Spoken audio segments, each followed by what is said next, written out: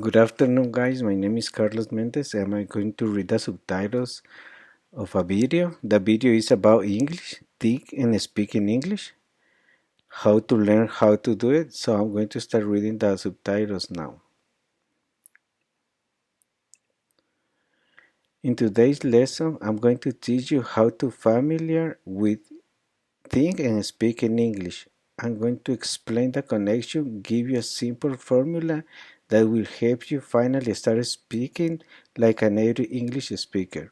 Are you ready? Well then, I'm going to teach you now. Let's jump in. So the first thing you have to understand is the 5 W's method. That's right. We must first start off by thinking in English using the 5 W's: who, what, when, where, and why. So let's say we're talking about daily life. Let's start with our morning routine. Look at this man. He's working out hard, but we want to describe what he's doing like a native English speaker. So we must think in English. Who is he? His name is Mike. He's 50 years old. What is Mike doing? Mike is working out hard when at 6 a.m. every morning. Where? At a large gym not too far from his house. And why? He learned the importance of discipline from working on a farm and the importance of staying in shape from his military background. So again, what have we done? We have done in English. We saw what was happening. The man was building muscles, and he does it every morning. This is morning routine, and we use the 5 W's. So now, how do we speak in English about his morning routine? So once again, we have the 5 W's here organized: who, what, when, and where, what, which will lead us to speak about his morning routine. Watch this along with me. I am 50 years old, but I still work out hard at 6 a.m. every morning. I usually exercise at a large gym, not too far from my house. People always say my consistency is impressive. Honestly, I learned the importance of discipline from working on a farm and the importance of staying in shape from my time in the military. You see what just happened, right? Using the 5 W's, we thought about his morning routine and then we were able to speak. Think and then speak. Now I want to break down some of the words, some of the vocabulary words with this speaking portion, but I want to remind you to use the 5 W's to talk about your own morning routine. Now I see a word in here that maybe you don't know. The first word is consistency. Good. After me again. Consistency. Excellent. Now, the word consistent just means the quality of always behaving or performing in a similar way or of always happening in a similar way. So, let me explain something to you really quick about this word. Remember who I am, your English teacher, right? So every Sunday I make it a point to upload an English lesson. Sundays at 8 a.m. Eastern, right? So I want to do it a regular basis. My behavior, my pattern is uploading English lesson for you on Sundays. So I am trying to practice consistency. Makes sense, right? You got it. Now maybe you got a little bit of trouble with the pronunciation. I want to remind you download the English with the app. There are many lessons and courses, but pronunciation that will help you to repeat and learn. Alright, so consistency. Now let's go back again and look at the next word was impressive. Impressive. So after me, impressive. Excellent again, impressive. I'm sorry, you just got a nut right now.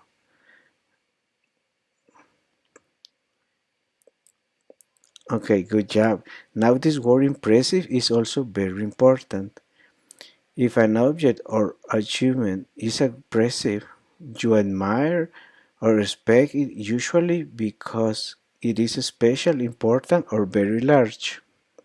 So, for example, me, when I think about you as a student, as an English learner learning a second language or a third language, and for many of you, a fourth language, English is not your mother tongue, I am impressed. Your abilities are impressive. Why? You are learning another language. You are so intelligent. So that's an achievement. You are very impressive. Makes sense, right? So again, we say that Mike's morning routine is impressive. Alright. Now there's another one that I want us to look at really quickly. The other one was discipline. Again, discipline. Excellent. All right. Now, what does the word discipline actually mean? Is the ability to control yourself or the other people even if difficult situations. So maybe your favorite dessert is ice cream. When you see the ice cream, you want to eat it all, but you are on a diet. You're trying to lose weight, so you have to be disciplined. You have to control yourself from eating all of the ice cream. Makes sense, right? In English, we say discipline. Are you a very disciplined person? Let us know in the comment section, alright? So we have discipline. Now, once again, looking at what was said to describe his morning routine, we have all the information and we're able to speak about his morning routine because we first thought about his morning routine using the 5 W's: who, what, where, and why. Now, before we on the afternoon routine, your comment in the comment section to write about your routine. Now remember again, using the talk section, thinking in English, you must first again say who, what, when, where, and why. So let us know about your morning routine in the comment section. Alright, here we go. Let's move on to the afternoon routine again. You're going to notice this pattern. Think, speak, think, speak, think, speak, using the 5 W's, and then you'll be able to speak fluently in English. Here we go. Afternoon routine. Let's look at this afternoon routine. Maybe you're at work and you have to have lots of meetings with your coworkers. So who? My team members and I, we are web designers. What? Go to a team meeting in the afternoon when around 2 p.m. in the afternoon. We're in the big conference room down the hall from my office.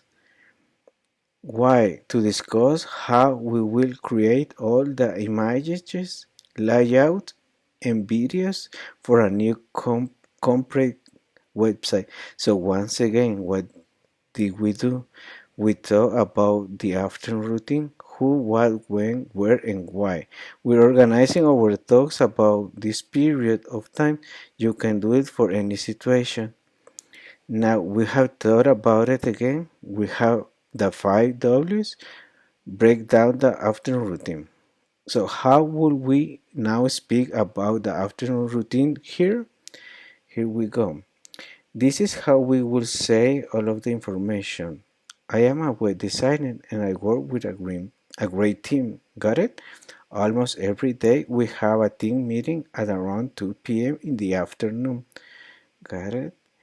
When our team meeting are in the big conference down the hall from my office, where we meet to discuss how we will create all the images and website for the new corporate website. Got it. I explain why. So because we thought about our afternoon routine, 5 W's, we were able to speak fluently in English about our afternoon routine again. Think and speak. Simple formula. Use the 5 W's and bound. You'll start sounding like a native English speaker. Now, within our answer, the three, I would like to explain you. So here we go. I want to explain the first one. The first one is around. Let me take this off the screen very quickly at around. Now this means near or close to approximately in a usually refers to a numerical value or point in time. So for example, let's say you are going to have a party, So you're going to have a party, right? And you say, hey guys, my party starts at 3 p.m. Everyone is like, okay, I want to be there. But then one of your friends says, oh, I need to work and get off at 3 p.m. But I rush then and I think I can get there around 3:45. It means approximately I'm going to try to get there at that time. In English, we use at around. So again, look at how we use in this situation. We said we have a team meeting at around 2 p.m. Meaning approximately makes sense, right? Okay, now what about how the hard front I said down the hard? It's also something we use to create phrases. So down the hard from mean is a specific location along the hall. There is a hallway. So down the hall from means you're talking about a certain place along the hallway. It means further along the hall from a specific location. I'm in this spot, but it's further down from me. It's down the hall from that. So my office is down the hall from my boss' office. I'm sorry, there is another ad. I'm just going to wait until that finish because I'm using YouTube. Okay, so my office is down my boss's office. The conference room, you see what's happening, right? You're telling where something is in relation to something else. In English, we say down the hall from. So in this example, speaking about his afternoon routine, her afternoon routine, we said our meeting are in the big conference room down the hall from my office. Makes sense, right? Now, here was another one that I want to explain. Corporate. Now again, after me for pronunciation. Corporate. Excellent. Now we saw how we use corporate in the last sentence. We need to discuss how we will create all of these images, logos, and videos for a new corporate website. Alright? So what does corporate means? Corporate actually means relating to large company. So think about Apple. I love Apple computers. I love Apple products. Apple is a huge company. Now the main office could be referred to the corporate office or the headquarters. So corporate just refers to a large company. So when we explain the afternoon routine, we say they need to discuss what they're going to do for the large company website or the corporate website. Makes sense, right? So now we understand corporate. So again, we were able to speak about the afternoon routine like a native English speaker, very fluently simply because we first thought about in English. One more time, who, what, when, where, and why. All of these pieces of information were included in our response. When we spoke about the afternoon routine, so what about the evening routine? Alright, so here we go. Evening routine. Maybe you enjoy hanging out with your friends. So we have to start with again the who, my closest friends and I. They are my elementary school friends. What? We go out to eat when? Every Thursday at 7 p.m. Where? Popular restaurant in our area. Why? We are all foodies and we enjoy spending time with each other after work. Now we're going to pause really quick and emphasize something again. This phrase, this step, this stage is very simple. It doesn't matter what level you are in English. You can think of who you are with, what you did very simple. Where you were, why, and when. Again, the thinking portion is simple. Breaking it down using the 5 Ws right now, we have everything what you do in the evening with your friends. Now we need to speak in English about your evening routine. So here we go. Evening routine, using all the information we gathered from the 5 Ws. My closest friends and I have known each other since elementary school. Usually we try to hang out every Thursday at 7 p.m. We go out to eat popular restaurants in our area because we are all foodies. But more importantly, we truly enjoy spending time with each other after work. Now you know how unnatural that sounds, but look, just use the 5 Ws and you can do the same thing too. Sound like a native English speaker. Now there are a few words and expressions that I would like to tell you. The first one is hang out after me. Hang out. Excellent. Now let me explain what hang out actually means.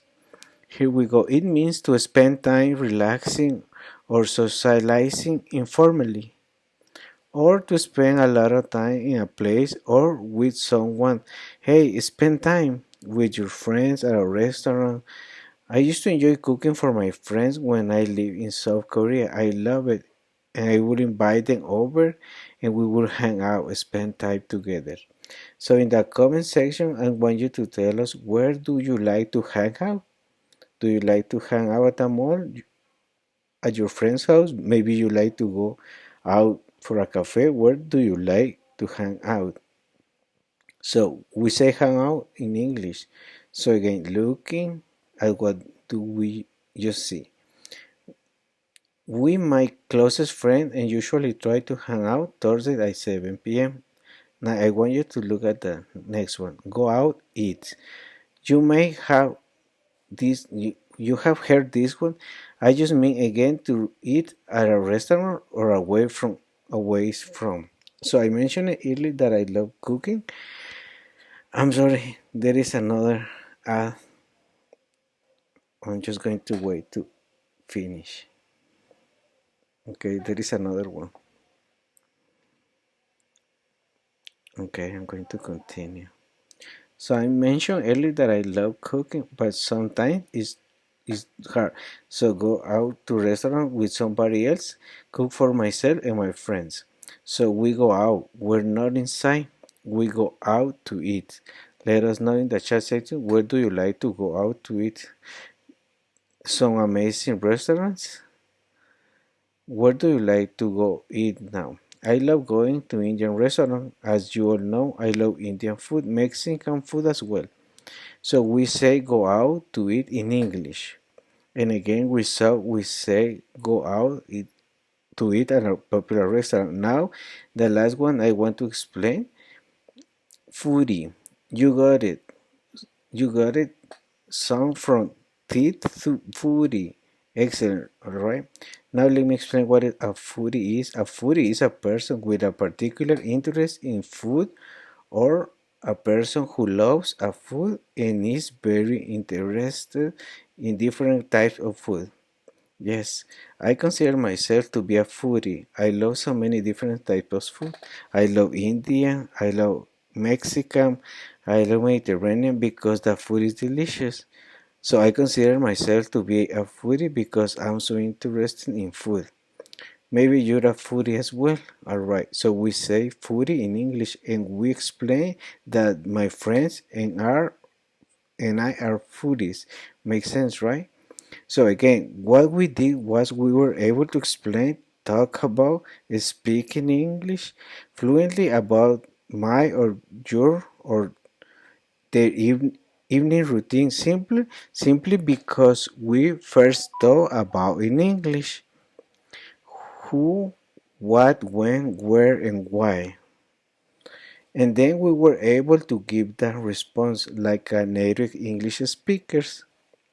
Now, honestly, I hope you enjoyed this lesson. I hope you learned a lot, and I hope you put this into practice. You can do it I want to encourage you. All you have to do is think in English like a native English speaker, the five W's, and then you will able to speak like a native English speaker.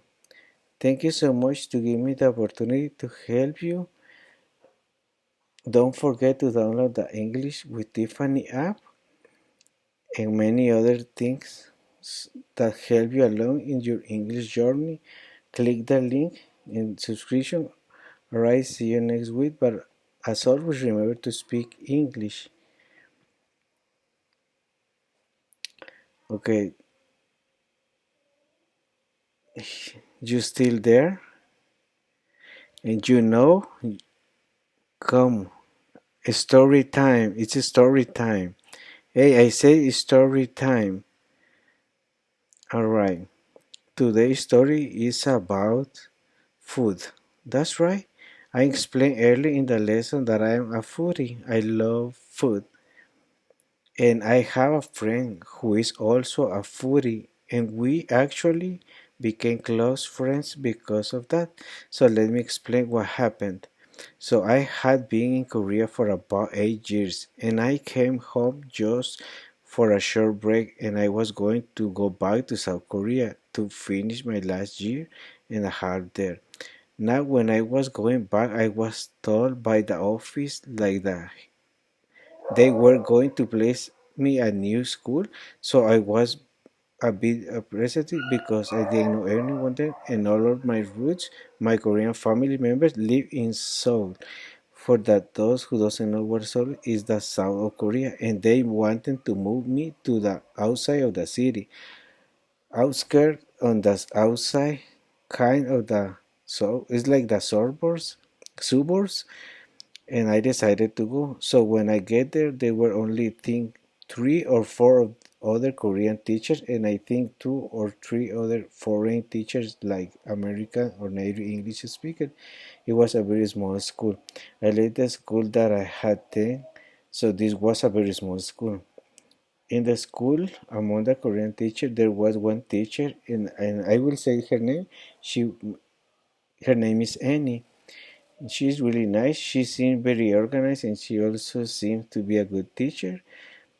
I thought when I first got there, basically about business, and I'm a person that is about business. I take my job seriously, and she's that type of person as well.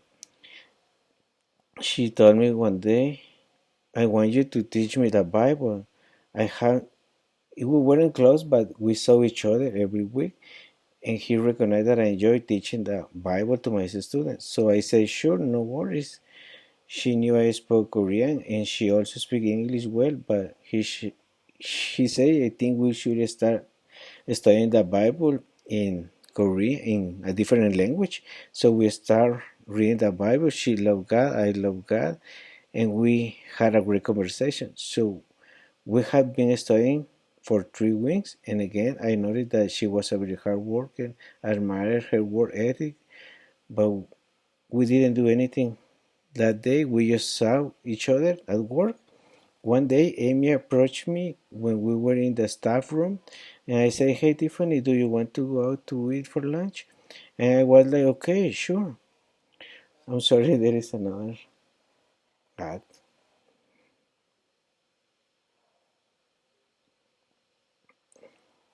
And I was like, "Okay, sure." I know what's too new in the area. Again, I'm a foodie, but she has never talked about food. She say, "Let's go out for lunch." I say, "Yes." We were to a restaurant not too far from here. So inside I say, "Yeah," but outside I say, "Oh, that sounds nice." Annie knows me very well now, so my responses are a lot different. But I didn't say anything bad. I said, "Let's go." I was excited.